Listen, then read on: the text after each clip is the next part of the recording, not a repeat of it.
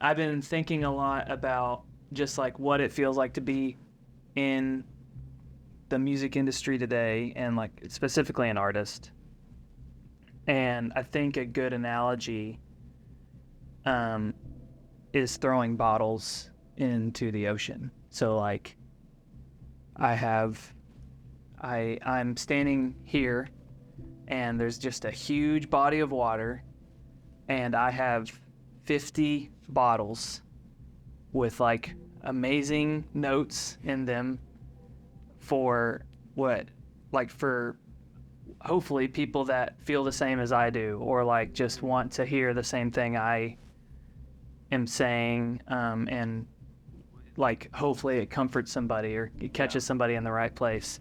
But my only option is to take those bottles and those notes and just throw them into the ocean and hope that they're found. And uh, I feel like as an artist, that's kind of how it feels anyway. But I feel like more and more and more, the pressure of making more bottles is more prevalent than ever, and also the pressure of throwing bottles in constantly to the ocean is more prevalent than ever. And I feel like, to continue the analogy, I feel like the ocean is just getting more and more bogged down by bottles. Microplastics. Yeah, great. This is all just a big analogy about the climate crisis. So I guess the meaning of that is I think, I mean, this is I think how you feel too, but it just has felt more and more a little bit immobilizing or paralyzing, just to be like, how will these things that we've created, how will they be found? Will they be found? Will they even be seen by people that have read our notes before? Yeah. And so, at the same time, probably like 2 years ago, I heard about this book called 1,000 True Fans, and it was like, maybe not even 2 years ago. Anyway, it was basically talking about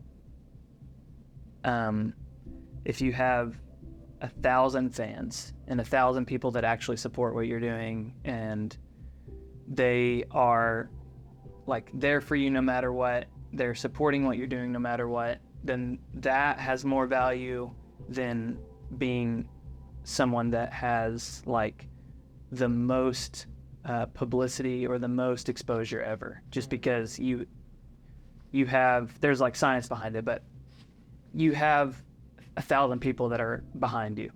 And so like for us, I think we just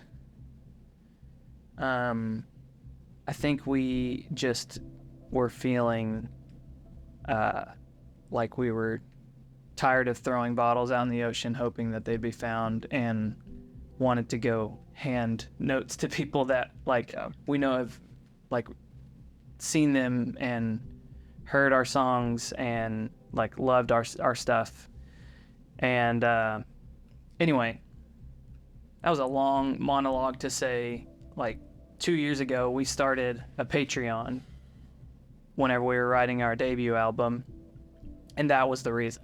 Mm-hmm. And I don't know, I think that for me, I'd love to hear what your thoughts on it are, but for me that like changed completely how I think about how we do music.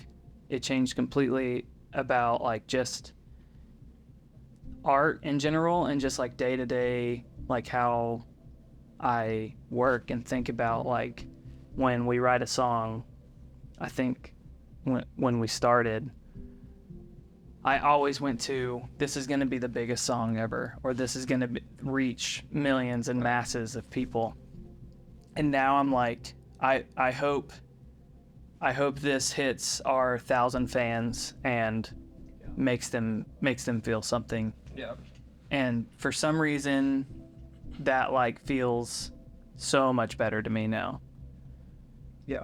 What do you think? I'm curious what your thoughts like at the beginning, Yeah, I mean, or even beginning compared to now, or whatever. when we started the Patreon, I definitely my number one fear, I guess, or hesitation, maybe is a better word, was that we would not be seen the same way from the public. Meaning, Patreon is kind of a catch-all place for like content creators that maybe focus mostly on YouTube, that maybe aren't even doing music. Maybe it's like, I make art, like drawing art, or I make graphic art, or I'm a painter, or I make video games, and you get to go behind the scenes and watch me make the video game, whatever. Like, it's such a catch-all. Then my fear was that we would do it, it would be super cool for our 1,000 fans or whatever, like that analogy is, but that the general public would see like, oh, is this a money grab? Or is this, like whatever. Part of me doesn't care what the perception of something like that is, because more than ever, while the music industry is, quote, easier to get into and that anyone can be an artist, doesn't mean you're gonna be like in the industry, but like you can release your music with an iPhone. Yeah. It's like harder than ever to like grab and keep attention. So from the business perspective, like something like Patreon is just mega helpful, because it's like, if you can grow your subscriber count and they're people that truly, the 1,000 fans thing, then these are diehards that are willing to go like, hey, I want to like a patron of arts, which is where the name comes from. Like, I want to be like old school, where like a painter would live in a church and he would be like, his whole job for however many years was to like paint this ceiling with a mural or whatever. And I don't know if it would be called a mural, but you know what I mean? Yeah. And he was like paid for by the church. He was like a patron of it. So I'm like, I love that idea now digitally. And for me, it's been, once I got over the hesitation, we just tried it. It was like, there's a bird right behind me, very loud. Hey buddy.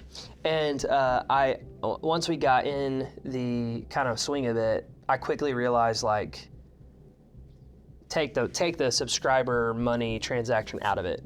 It's just a direct link to our fans, and it feels,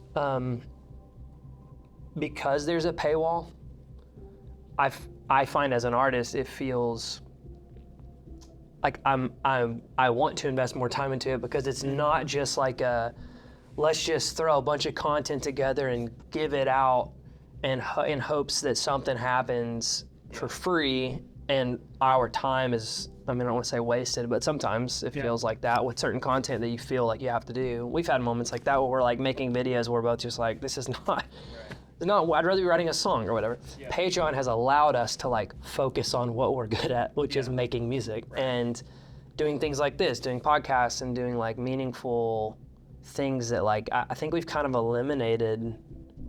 I can't think of a single thing we're doing right now on a daily basis, and a weekly, monthly basis that I like dread that we're doing. And there was a season there, and it wasn't your fault or my fault. It was just like, we just felt like we had to kind of dig in and try some stuff. That we tried some stuff, and I was just like, I found myself feeling this kind of dread about it, of like, I don't want to do this. Like, I just, it feels forced. It feels like, it was never like dancing videos or anything. It was us trying to like be humorous about something and like just grab people's attention. But it just kind of got to the point where I was like, I just don't care. Like, I'm almost like, I don't want those fans. Like, if this is the cost, my mental clarity, mental health, mental like everything, and I'm just like in a bad mood all the time in a day because we're having to do stuff, we're just like, this just doesn't feel like us. Mm-hmm.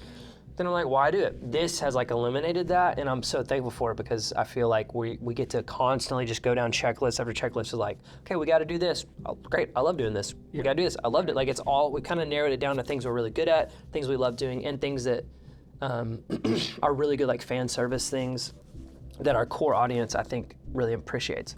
Making of videos, our VHS videos that we're doing, like we're doing these demos and like making little music video, like we're trying to be very intentional with all of it, and it just feels like the best option for the content creation side of being a band. Yeah. Which is like now inevitable, almost, Totally. I think there's still gonna be people maybe that break through without it. or maybe with simpler forms of it. But I think for us, I think we've found kind of a little stride that feels right for us. Yeah. So, Yeah, it's interesting. Like, I feel like there's kind of two sides to it. Like, it almost feels like nobody knows what to do Right. in music anymore. Yeah.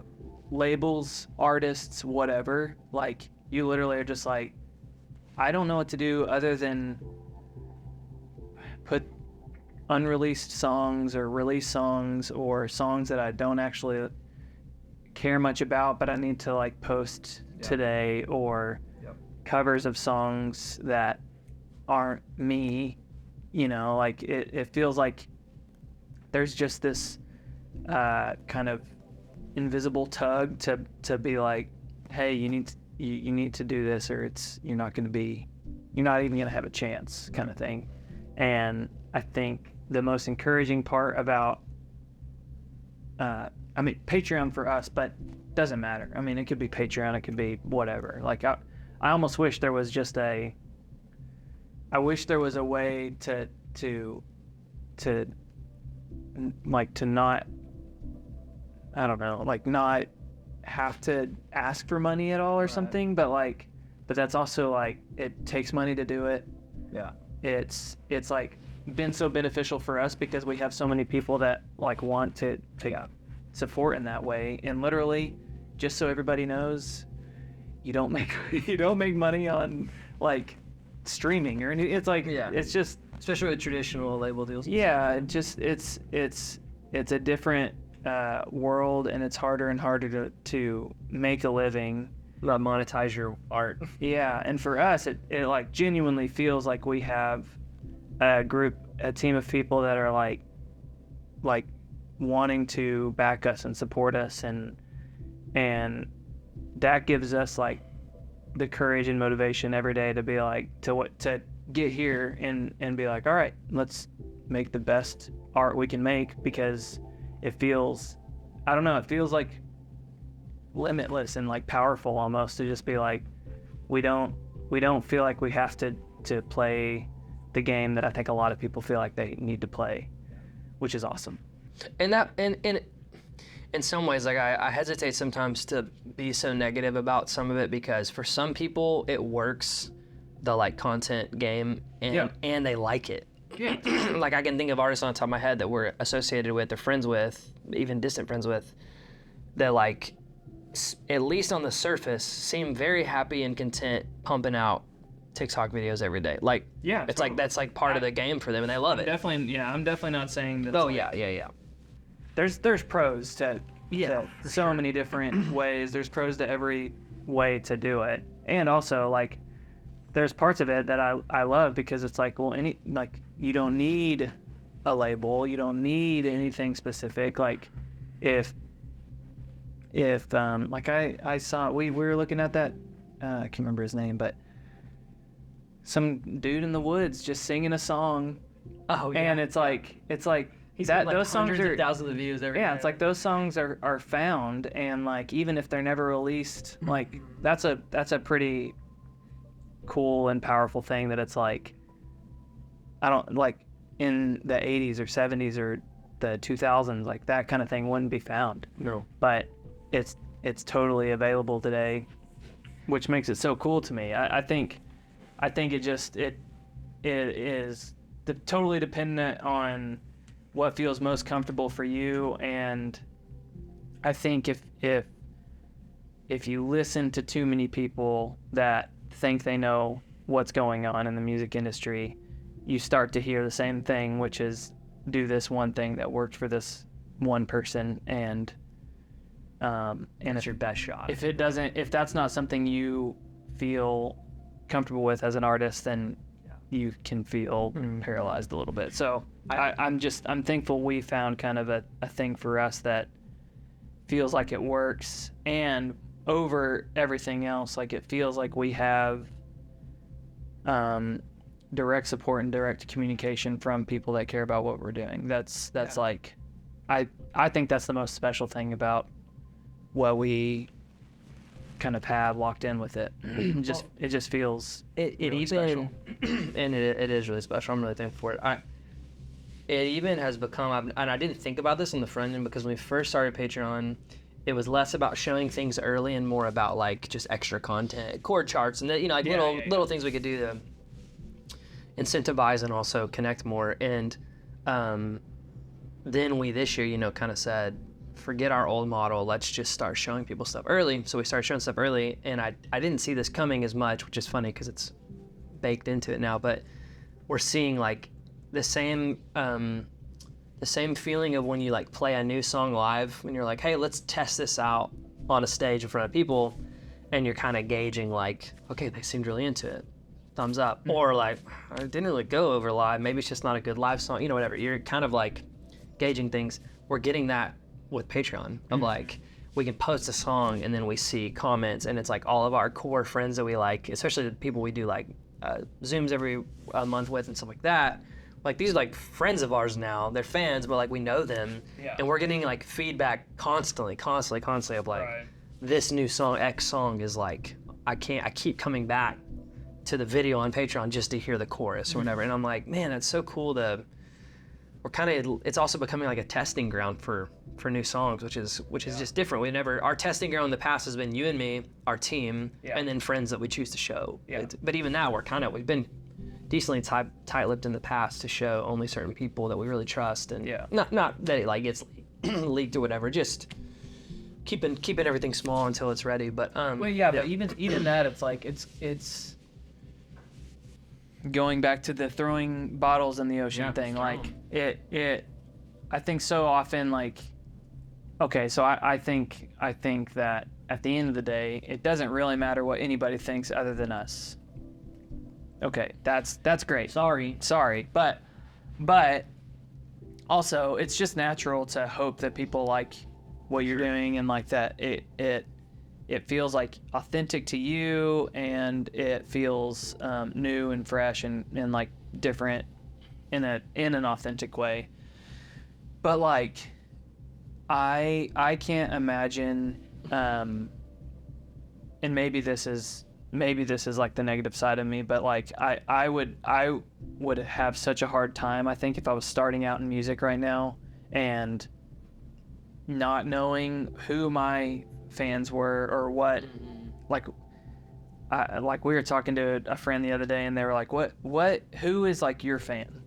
And I think it would just be so hard to answer that question if you were just like throwing the thing out and just being like, I hope this catches somebody.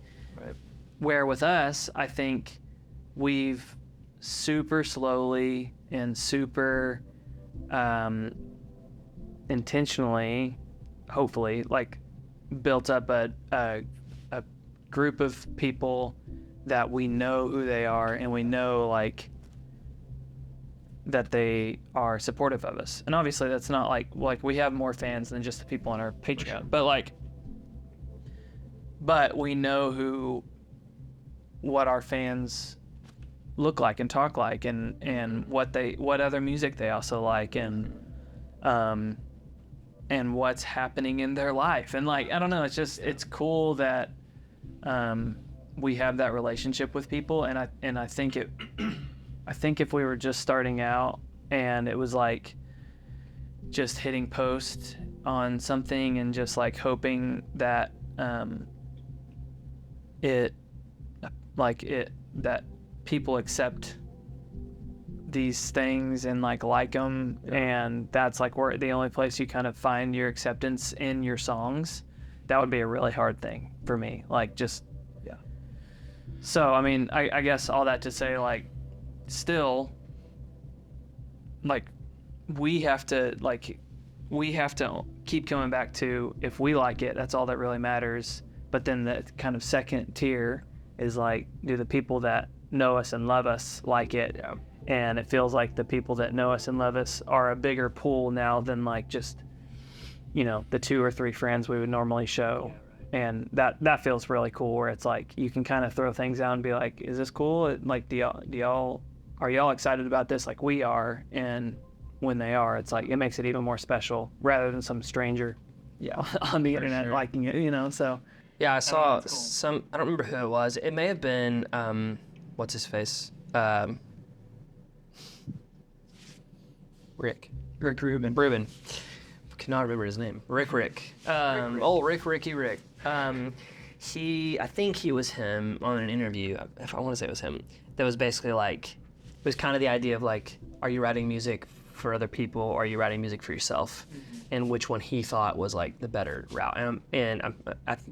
I think his paraphrasing was like, you got to write music for you, and you got to make music that excites you, and then if it excites you and there's people that want to listen, they're gonna love it too. You know, like, Yeah. I thought that was really. We've never. I can't think of a single time we've ever made a decision, just to be completely frank, that was like, this is gonna go over well with these people. Yeah. It's always been like us going like, yeah, oh yeah, like Yeah. we do something in the room and we're like, that drum is sick, or that guitar tone, oh my gosh, or that melody, like. What makes our hair stand up on our arms, that we chase that. It's that kind of first instinct feeling, that gut feeling, and then we just go for it. And luckily, it's resonated with people. Yeah. I think there's something to be said for like, you know, I understand, hey, this has worked. So like, let's do that again. It's like, don't recreate the wheel. At the same time, I'm like, I love recreating the wheel. And I don't want to be pigeonholed. And I don't, you know, all the normal artist language around like, people see you as a X genre band, and then you're like, well, I'm wider than that. I have more range than that. Let me show you. But for some people that are just stubborn, they're gonna be like, well, you're really good at this thing. Why are you not doing that? And we're like, because we're just trying to write great songs, and not every song is gonna fall. So I think he was really wise in saying that, and I've really been mulling that over. Mulling? Sure. Yeah. For a while in the last like couple months of just like, we just gotta love it, and if we love it, and the people that love us, it resonates with them because of that, and through that, it's like, can't ask for anything else. Yeah, I mean, I think another huge thing he says is, which it's funny you said that. I've been thinking about this for a while. He says the listener doesn't know what they want until you show them. Interesting. Which I don't exactly know how I feel about that still, but what I like about that concept is, I mean, it's basically coming back to the same thing of just being like, you got to make things that, like, art that feels right for you, and then people that follow you or like what you do are either gonna like it or they're not, and at the end of the day, you have to be okay with that decision. And I was just thinking about like going back to like the who is my fan thing, like I think just having a connection with people that like one of my favorite artists is Dawes, and one of his big things, they released an album in like 2018 or something like that that was not well received by their fans, and he did all these interviews and basically was just like, I don't really care if they like it or not.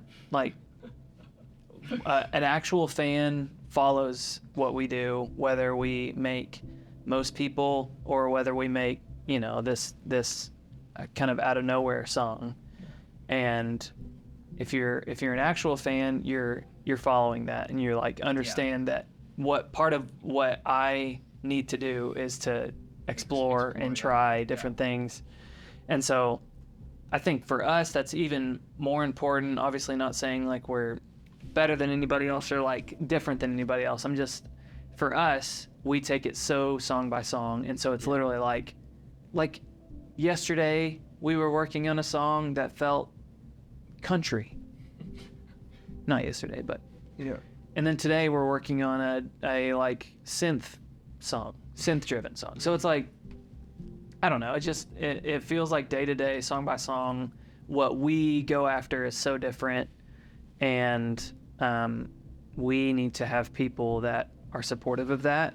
And if they don't get it, then they just won't get it, kind of thing.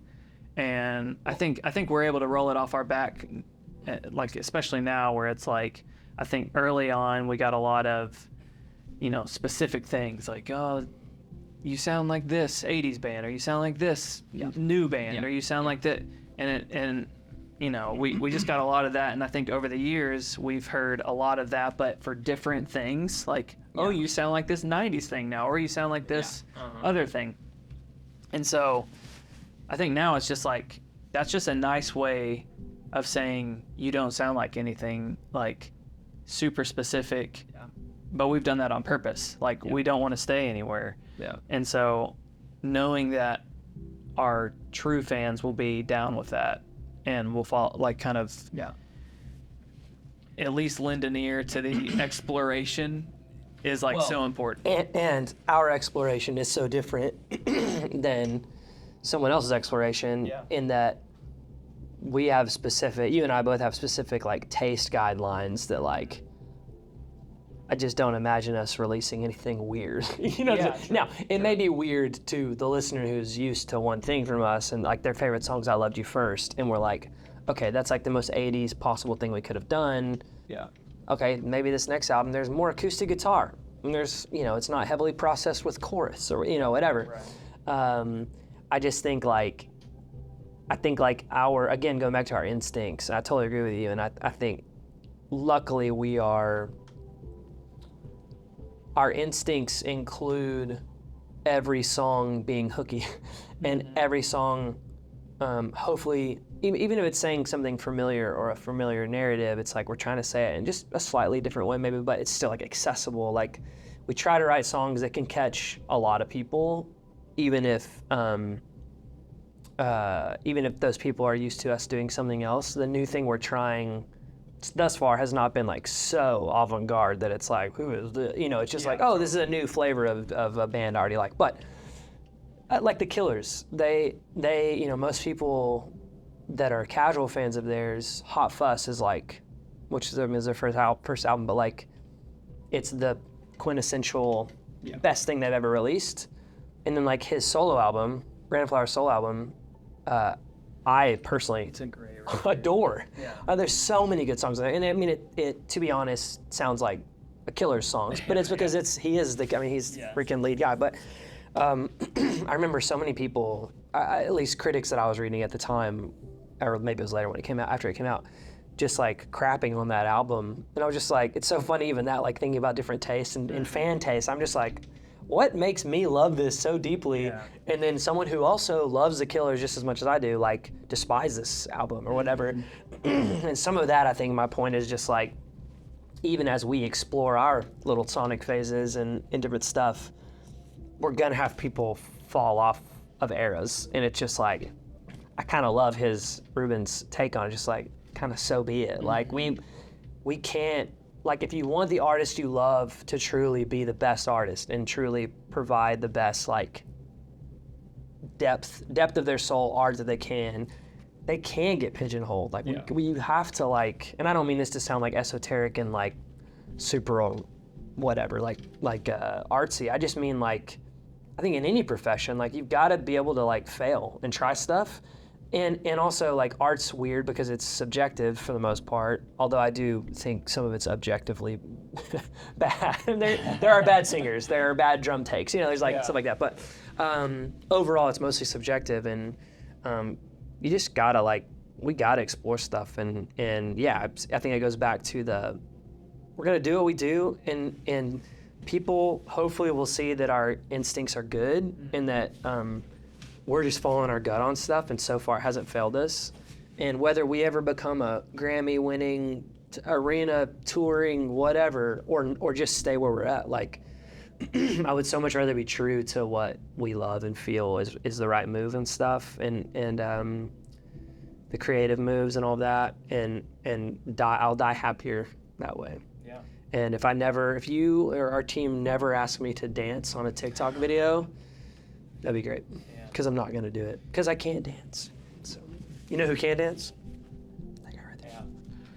Yeah, actually, I gotta go do a few dance videos for our campaign coming up. Yeah, I'll set up the camera, and then I'm leaving. That was beautifully said. And you know what? I don't know how long we've been going, but it's been too long. I think it's time to wrap.